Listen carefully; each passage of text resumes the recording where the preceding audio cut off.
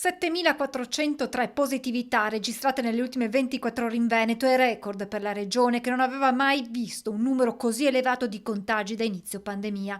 Dato che però va analizzato guardando l'ospedalizzazione, che è un terzo rispetto allo scorso anno, quando però i contagi erano inferiori ad oggi, con un 80% dei pazienti ora in terapia intensiva non vaccinati e in area medica 1 su 2 non è immunizzato.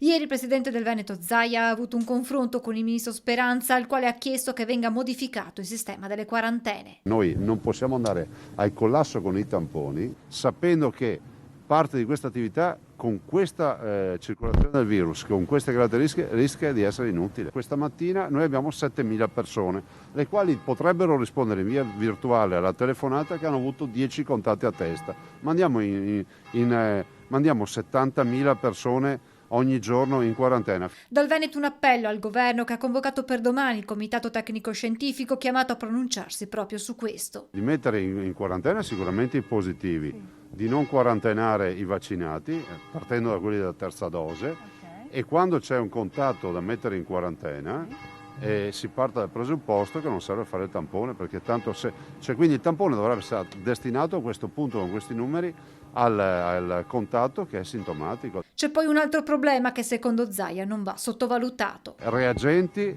e materiale sul mercato, perché con questa esplosione di richiesta io non so fino a che punto ci sarà un mercato che risponde. Intanto, dai dati sul campo, sembra che Omicron per i vaccinati si stia raffreddorizzando, diventando quindi meno aggressiva. Un terzo di ospedalizzazione vuol dire innanzitutto che il vaccino funziona.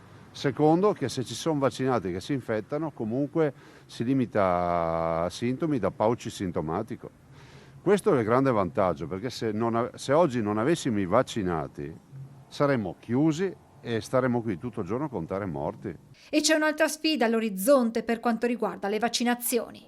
L'anticipazione al quarto mese per la dose booster e l'anticipazione della durata del Super Green Pass a 6 mesi ci porta a noi per fine febbraio 2 milioni di persone da vaccinare.